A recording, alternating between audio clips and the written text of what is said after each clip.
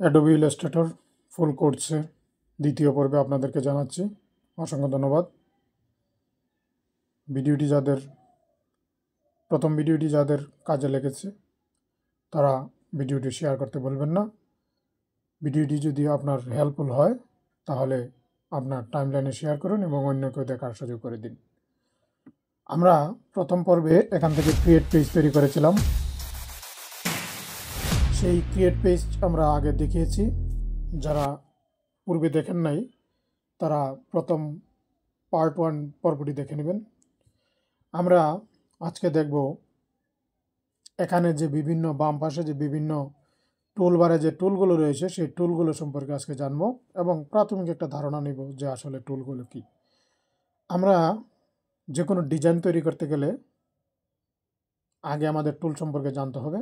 তা আমরা একে একে দেখি যে কোন টুলগুলো কি। আমাদের যে মাউসটা রয়েছে সেই মাউসটা যদি আমরা সেই বাম পাশে টুলবারের উপরে নিয়ে যাই, প্রতিটা আইকনের উপরে নিলেই দেখেন এখানে লেখা রয়েছে এই যে সিলেকশন টুল।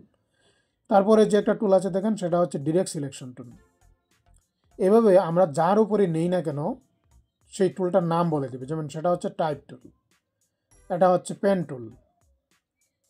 আবার আরেকটা বিষয় লক্ষ্য করবেন যে এখানে উপর দিকে যে আইকনগুলো রয়েছে তার ভিতরে কিন্তু আরও কিছু আইকন রয়েছে। যেমন এই আইকনে দেখেন কোনো এরো চিহ্ন নাই, বাট আমরা যদি এই পেন টুলে ক্লিক করি দেখেন পেন টুলের নিচের ডাইন দিকে ছোট্ট একটি সাদা অংশ রয়েছে।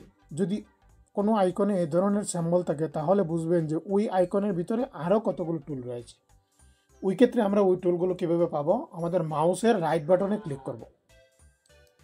মাউসের রাইট বাটনে ক্লিক করলে দেখেন ওই টুলের ভিতরে আরও কী কী টুল আছে সেই টুলগুলো এখানে শো করবে। আমরা পরবর্তীতে জানবো প্রতিটা টুলের কাজ। দেখেন পেন টুলের ভিতরে রয়েছে আরও 4টি টুল। এভাবে এরো চিহ্ন সম্বলিত যে কোনো টুলের উপর যখন আমরা মাউসটা নিয়ে ধরবো, যেমন আগে আমরা দেখেছিলাম ডিরেক্ট সিলেকশন টুল, সেই ডিরেক্ট সিলেকশন টুলে দেখেন আরও 2টি টুল রয়েছে। এবার প্রত্যেকটি টুলে যে পেন টুলে যদি আমরা মাউসটা নিয়ে রাইট বাটন করি দেখেন এখানে আরও 4টি টুল রয়েছে। টেক্সট টুলে দেখেন টেক্সট টাইপ টুলের ভিতরে আরও অনেকগুলো টুল রয়েছে। তা আমরা প্রথমে ওই আইকনগুলোতে চাপ দিয়ে আমরা দেখে নিব যে আসলে কোন আইকনের ভিতরে কোন টুলগুলো রয়েছে। তার পরবর্তীতে আমরা কাজগুলো শিখে নেব। মোটামুটি আমরা এইভাবে আপনারা প্রত্যেকটা টুল মাউস দিয়ে ক্লিক করে চেক করে নেবেন যে আসলে প্রতিটা আইকনে কি কি টুল রয়েছে আপনারা দেখে নেবেন। এবার আমরা আসি যে সিলেকশন টুলের কাজ কি এবং ডিরেক্ট সিলেকশন টুলের কাজ কি। আমরা যখন কোনো একটা শেপ ড্র করব, ধরেন আমরা এখানে এই যে রেক্ট্যাঙ্গেলটা আছে রেক্ট্যাঙ্গেল টুল, সেই রেক্ট্যাঙ্গেলের রাইট বাটনে ক্লিক করে যদি রেক্ট্যাঙ্গেলটা আমরা ক্লিক করি তাহলে দেখেন রেক্ট্যাঙ্গেলটা আমরা যদি ড্রাগ করি, মাউস দিয়ে ক্লিক করে যদি আমরা মাউসটা ড্রাগ করে টান দিই তাহলে ধরেন এই ধরনের একটা শিপ আসবে। সেই শিপটার আবার 2টা পার্টে বিভক্ত। এখানে দেখেন একটা সাইড দিকে একটা বর্ডার রয়েছে, সেই বর্ডারটাকে আমরা বলি স্ট্রোক। ডিজাইনের ভাষায় এই বর্ডারটাকে বলা হয় স্ট্রোক। আর এই বর্ডারের ভিতরের যে অংশটুকু রয়েছে সেটাকে বলে ফিল। সেই 2টা জিনিস আমাদের মনে রাখতে হবে যে স্ট্রোক কালার কোনটা আর ফিল কালার কোনটা। তাহলে আমরা কি বুঝলাম যে কোনো একটা জিনিস ড্রাগ করলে এটার চারদিকে যে আবরণটা থাকে সেটা হচ্ছে স্ট্রোক আর তার ভিতরের অংশটা হচ্ছে ফিল কালার। তা আমরা যদি এখানে কালার দিতে চাই তাহলে দেখেন এখানে 2টা কালার প্যানেল রয়েছে। দেখেন এখানে এই উপরের যেটা দেখতে পারতেছেন এটা হচ্ছে ফিল কালার। দেখেন আমরা মাউসটা ধরলে এখানে দেখাচ্ছে ফিল অ্যান্ড স্ট্রোক, এটা হলো ফিল। আর আমরা যদি নিচেরটা ক্লিক করি তাহলে এটা হলো স্ট্রোক। আমরা যদি এটাকে ক্লিক করি উপরে যেটা থাকবে এটাই আপনার শেপে কাজ করবে। এখন দেখেন আমরা এই স্ট্রোকের যদি কালারটা এখানে কি দেওয়া আছে কালো, আমরা যদি স্ট্রোকের কালারটাকে চেঞ্জ করতে চাই তাহলে স্ট্রোকের উপর আমরা ডাবল ক্লিক করব। ডাবল ক্লিক করলে দেখেন এদিকে কালার প্যানেলটা চলে আসবে। সেই কালার প্যানেল আসার পরে আপনি এখানে যে কালারটা দিতে চান এখান থেকে সেই এরো চিহ্নটা আপনি উপর নিচ করলেই দেখেন যে এখানে কালার প্যানেলে কালারগুলো কিন্তু মানে চেঞ্জ হচ্ছে। এখন আপনার যে কালারটা দরকার আপনি ধরেন এরো চিহ্নটা এখানে দিয়ে এখন আপনি কোন কালারটা দরকার, এই কালারটা দরকার নাকি এই কালারটা দরকার নাকি এইরকম কালারটা দরকার, আপনি যেখানে মাউসটা নিয়ে ক্লিক করবেন এখানে ডিসপ্লেতে দেখেন সেই কালারটা শো করছে। আপনি আসলে কোন কালারটা নিতে চাচ্ছেন। এখন আমরা যদি এখানে ধরেন লাল কালারটা নিতে চাই তাহলে আমাদেরকে আগে এখানে ড্র্যাগ করে সেটাকে লাল অংশে নিয়ে যেতে হবে। এখন লালের আবার বিভিন্ন ভেরিয়েন্ট আছে, আপনার যে ভেরিয়েন্টটা দরকার আপনি সেই ভেরিয়েন্টটাতে ক্লিক করে এখানে এই প্যানেলে একটা ক্লিক করে এখানে ওকে করে দিবেন, দিলে আপনার সেই কালারটি এখানে অ্যাপ্লাই হয়ে গেল। এখন দেখেন আমরা কিন্তু এখানে কালি চোখে দেখতে পারতেছি না যে আসলে এখানে স্ট্রোক কালারটা অ্যাপ্লাই হয়েছে কিনা। এখন কালারটা অ্যাপ্লাই হয়েছে কিনা সেটা দেখার জন্য আমরা করব কি, সেই স্ট্রোকটাকে যদি একটু বড় করে দিই তাহলে আমরা বুঝতে পারবো। ধরেন এই যে দেখেন এখানে লেখা আছে, মাউসটা দেখেন এখানে লেখা আছে স্ট্রোক, সেই স্ট্রোকের এখানে দেখেন পিটি লেখা আছে 1 পিটি 10 পিটি। আমরা যদি অ্যারো চিহ্নতে ক্লিক করি তাহলে এখানে বিভিন্ন রকমের মাপ রয়েছে, আপনার প্রয়োজন অনুসারে আপনি এখানে স্ট্রোক দিতে পারবেন। আমরা দেখেন আমরা সেই কালারটা দেখার জন্য আমরা এখানে যদি এটাকে 10 পিটি করে দিই তাহলে দেখেন আমরা বুঝতে পারবো যে হ্যাঁ আমাদের এখানে কালারটা অ্যাপ্লাই হয়েছে। আবার দেখেন আমরা যদি এখান থেকে স্ট্রোকটাকে সিলেক্ট করে আমরা যদি আবারও ডাবল ক্লিক করি, করে যদি আমরা এখান থেকে কালারটা চেঞ্জ করতে চাই, ধরেন আমরা একটা হলুদ কালার দেবো, তাহলে হলুদে আমরা ক্লিক করে আমরা কালারটা চুজ করে নিয়ে নেব, তাহলে দেখবেন আমাদের এখানে কালারটা অ্যাপ্লাই হয়ে যাবে। কিন্তু দেখেন আমাদের স্ট্রোকের মধ্যে কিন্তু কালারটা অ্যাপ্লাই হয়েছে ঠিকই, কিন্তু আমরা যে প্রেজেন্টেশনটা তৈরি করেছি সেখানে কিন্তু সেটা প্রয়োগ হয়নি। এখন কেন প্রয়োগ হয়নি সেটা বুঝতে হবে। আমরা যা ডিজাইনে কালার অ্যাপ্লাই করব সেই ডিজাইনটিকে আগে সিলেক্ট করে নিতে হবে।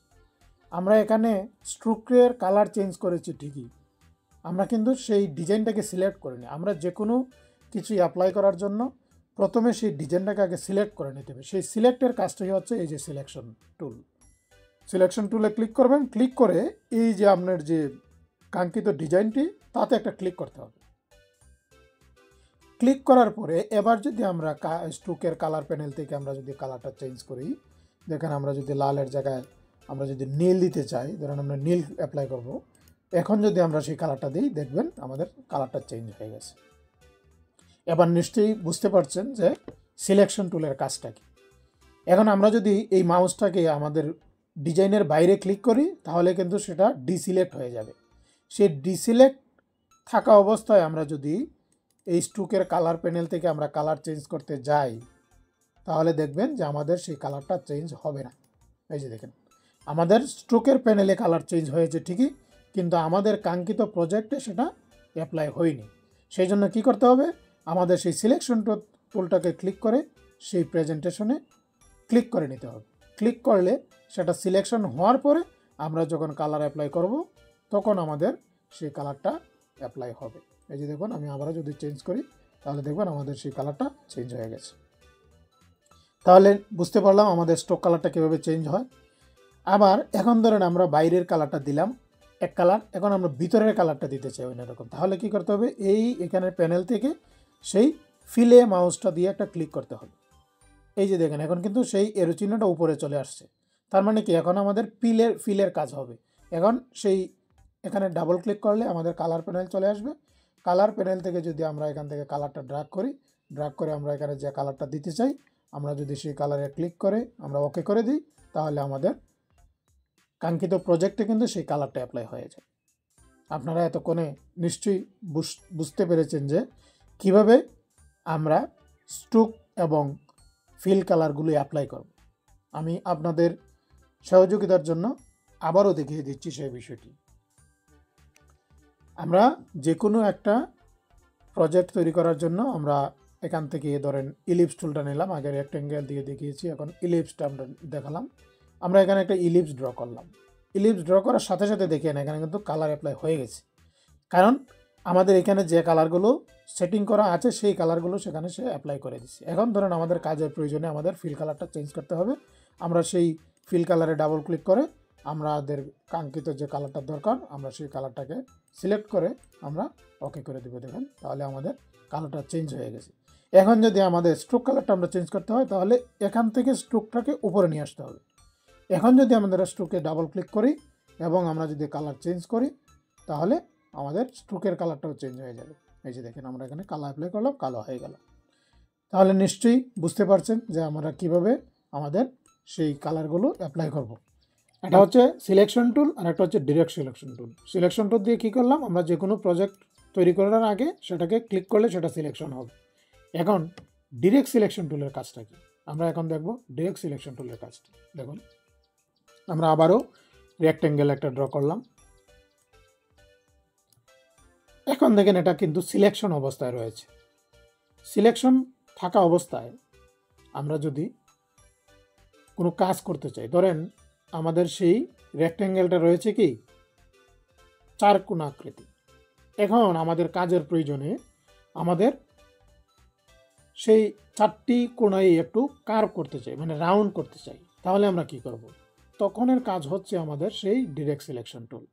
আমরা যদি ডিরেক্ট সিলেকশন টুলে ক্লিক করে আমাদের মাউসটাকে ধরে যদি এখানে মাউসটাকে রেখে ক্লিক করে যদি আমরা ড্র্যাগ করি, দেখেন আমাদের চারপাশ কিন্তু রাউন্ড হয়ে যাচ্ছে। আমরা কিন্তু তৈরি করেছিলাম রেক্টেঙ্গেল, দেখেন হয়ে গেল ইলিপস। কি চমৎকার, তাই না? আপনারা নিশ্চয়ই দেখতে পারতেছেন। তাহলে আমরা বুঝতে পারলাম যে সিলেকশন এবং ডিরেক্ট সিলেকশন টুলের কাজটা কি। এখন ধরেন আমাদের এখানে কিন্তু ডিরেক্ট সিলেকশন টুল অ্যাপ্লাই করা আছে। এখন আমরা যদি এখান থেকে কালার প্যানেলে চেঞ্জ করতে চাই আমাদের কালারগুলো, তাহলে কি করতে হবে? আমাদের আবার সিলেকশন টুলে ক্লিক করতে হবে।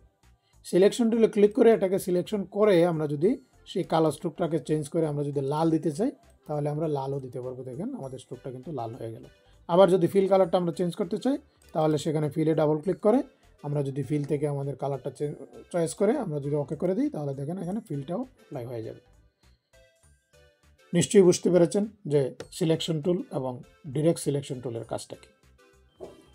তারপর দেখুন আমরা তো সেটাকে রাউন্ড করে দিলাম।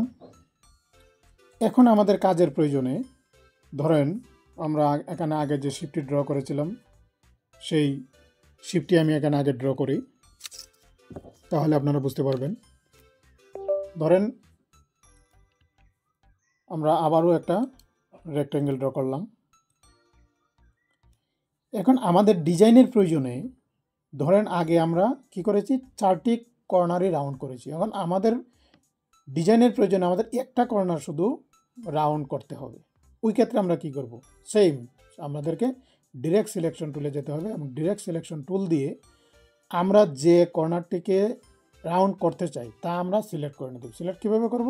আমরা দেখেন এই যে মাউসটাকে এখানে ড্র্যাগ করব, ডিরেক্ট সিলেকশন ক্লিক করে আমরা শুধু সেই কর্নারটাকে সিলেক্ট করলাম। দেখেন সিলেক্ট করাতে আপনারা একটু সূক্ষ্মভাবে দেখবেন যে এখানে একটা বিন্দুর মতো তৈরি হয়েছে। দেখেন আমার মাউসটা যেখানে আছে এখানে একটা বিন্দুর মতো তৈরি হয়েছে। সেই বিন্দুর মধ্যেই আমাদের মাউসটা ধরে যদি আমরা একটু ক্লিক করি, দেখেন আমাদের শুধুমাত্র ওই একটা কর্নার রাউন্ড হয়েছে। আবার বুঝতে পারলেন? এখন ধরেন আমাদের কাজের প্রয়োজনে আমাদের এই কর্নারটাকেও আমাদেরকে রাউন্ড করতে হবে। তাহলে কি করতে হবে? আমরা এই কর্নারটাকে সিলেক্ট করে ঠিক সেমভাবে এখানে দেখেন আমাদের বিন্দু তৈরি হয়েছে। সেই বিন্দুটাকে আমরা যখন ড্র্যাগ করে একটু ভিতর দিকে নেব, তাহলে দেখেন আমাদের এটা রাউন্ড হয়ে গেছে। ঠিক সেমভাবে আমাদের যদি এই কর্নারটাকে একটু রাউন্ড করতে হয়, তাহলে আমরা সিলেক্ট করব, করে আমরা কর্নারটাকে একটু টান দিয়ে দেব। দিলে দেখেন আমরা যে শিপটি তৈরি করতে চেয়েছি তা আমরা কিন্তু হয়ে গেছে। এখানে আমাদেরকে ধরেন আমরা কাজের প্রয়োজনে এই চিহ্নটাকে আরেকটু রাউন্ড করতে হয়, তাহলে আমরা কী করব? এটাকে ড্র্যাগ করব। ড্র্যাগ করলে রাউন্ড হতে থাকবে। এভাবে কিন্তু আমরা সিলেকশন টুল এবং ডিরেক্ট সিলেকশন টুল দিয়ে বিভিন্ন কাজ করতে পারি। এবার দেখেন আমরা এই রেক্ট্যাঙ্গেলটি ইউজ করে আমরা কিন্তু একটা চমৎকার ডিজাইন তৈরি করতে পারি। আপনারা দেখেন এই যে দেখেন আমরা এখানে একটা রেক্ট্যাঙ্গেল ড্র করলাম। রেক্ট্যাঙ্গেল ড্র করে আমরা এখান থেকে আরেকটা বিষয় খেয়াল করেন, ধরেন আমাদের এখানে ডিজাইন করেছি, আমাদের এখানে স্ট্রোক কালারটা দরকার নেই। আমরা এখানে লাল স্ট্রোক দিয়েছি, আমাদের স্ট্রোকটা দরকার নেই। আমরা কি করব? স্ট্রোকটাকে উপরে রেখে এই যে নিচে দেখেন এখানে লাল একটা বাটন আছে এবং লেখা রয়েছে কি নান। আমরা যখন সেই নানে ক্লিক করে দেব, দেখেন আমাদের এখান থেকে কিন্তু স্ট্রোকটা আউট হয়ে গেছে। আমরা এভাবে কিন্তু বিভিন্ন কালার যদি প্রয়োজন না হয়, আমরা অনেক সময় আছে যে ডিজাইনের প্রয়োজনে আমাদের স্ট্রোক কালার দরকার, ফিল কালার দরকার নেই, কোনো সময় ফিল কালার দরকার, স্ট্রোক কালার দরকার নেই, তখন আমরা ওইখান থেকে এইভাবে নান করে দিব কালারগুলো। এবার দেখেন আমরা একটা এই রেক্ট্যাঙ্গেলটাকে একটা সুন্দর একটা শিপে তৈরি করে নিয়ে আমরা দেখেন এখানে ডিরেক্ট সিলেকশন টুলে ক্লিক করলাম। ক্লিক করে আমরা এই পয়েন্টটাকে ক্লিক করলাম। এই পয়েন্টটাকে আমরা এখানে মাউস দিয়ে সিলেকশন করলে আমরা এই কর্নারটাকে আমরা রাউন্ড করে দিলাম। তারপরে আমরা আবার সেই বিপরীত পাশের কর্নারটিকে সিলেক্ট করে আমরা আবার সেটাকে রাউন্ড করে দিলাম। দেখেন আমাদের কিন্তু খুব সুন্দর একটা গাছের পাতা তৈরি হয়ে গেছে। আমাদেরকে ছিল কিন্তু রেক্ট্যাঙ্গেল, হয়ে গেল কি লিপ। কত সুন্দর না? আমরা এভাবে কিন্তু বিভিন্ন ডিজাইন তৈরি করব ভবিষ্যতে। আমাদের পাশেই থাকবেন। ভিডিওটি যদি ভালো লেগে থাকে তাহলে লাইক, কমেন্ট এবং শেয়ার করতে ভুলবেন না। আমরা ধীরে ধীরে শিখব সবগুলো বিষয়। আজকের মতো এখানেই শেষ করছি। ভালো থাকবেন। ধন্যবাদ।